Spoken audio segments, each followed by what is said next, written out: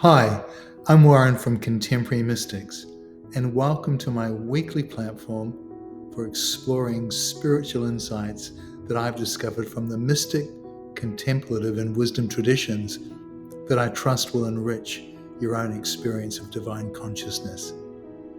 The 13th century Persian poet and Sufi mystic Rumi once said, "I looked in temples, churches, and mosques, but I found the divine within my heart." Centuries prior to Rumi, Jesus proclaimed to his listeners, "Blessed are the pure in heart, for they shall see God." To these spiritual giants, the heart was more than a physical organ.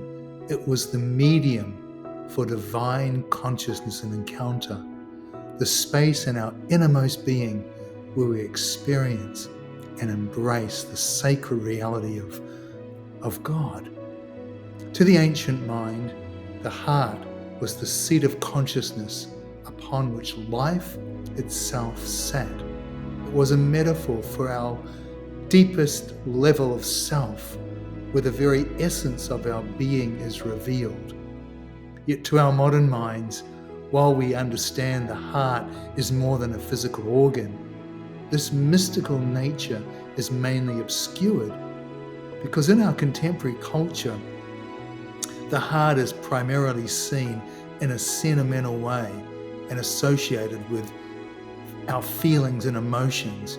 You only have to watch romantic movies or listen to modern love songs to recognize this. And while, of course, feelings are a valid expression of our humanness, they are not the spiritual center the mystics referred to when speaking about the heart. To them, feelings and emotions are found in other organs of our body, not in the heart. Dr. Robert Sodalo, the spiritual psychologist, offers a vital insight when he says heart consciousness is living within the activity of feeling, not the activity of having feelings, but of locating the center of our consciousness within feeling. This feeling center within our consciousness is a completely different dynamic, of course, to having feelings. It's our feeling awareness of being, our center of sensing, which is a deeper inner knowing. It's non-mental. It bypasses the calculating mind of our superficial small ego self. The heart to the mystics is the organ of spiritual perception because it perceives the subtle interior levels of existence beyond the limits of our thoughts and feelings. The unknown 14th century mystic who wrote The Cloud of Unknowing said, "God may well be loved, but he may not be thought of.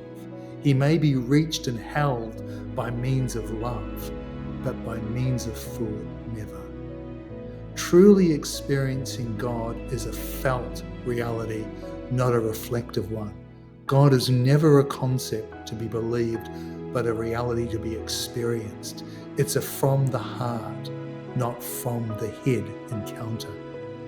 This embodied spiritual practice is what the mystics referred to as putting the mind into the heart, where we move our attention from our heads to attention in our hearts. Notice I didn't say attention on the heart, but in the heart.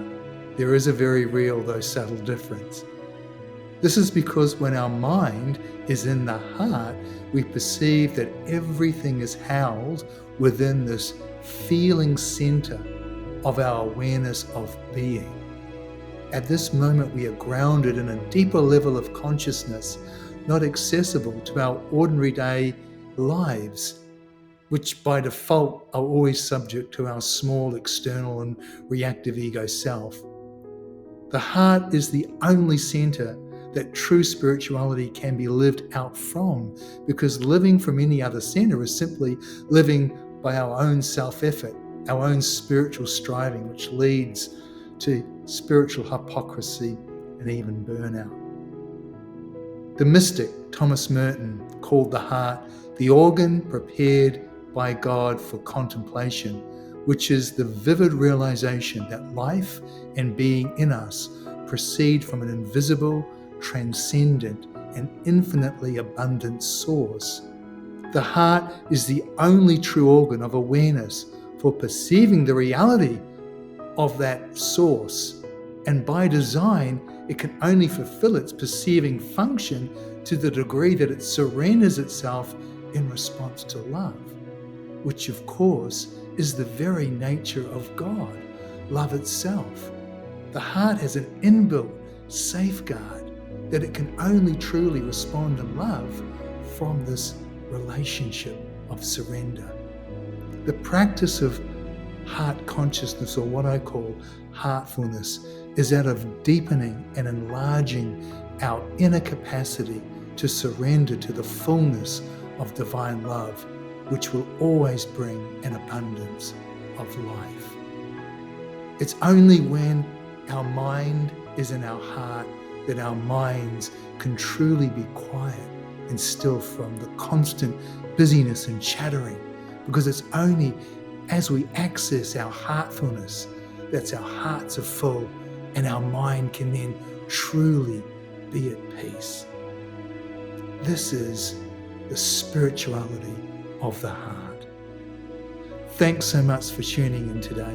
Let me know how this resonated with you, and until next time, have a truly heartfelt and heartful week.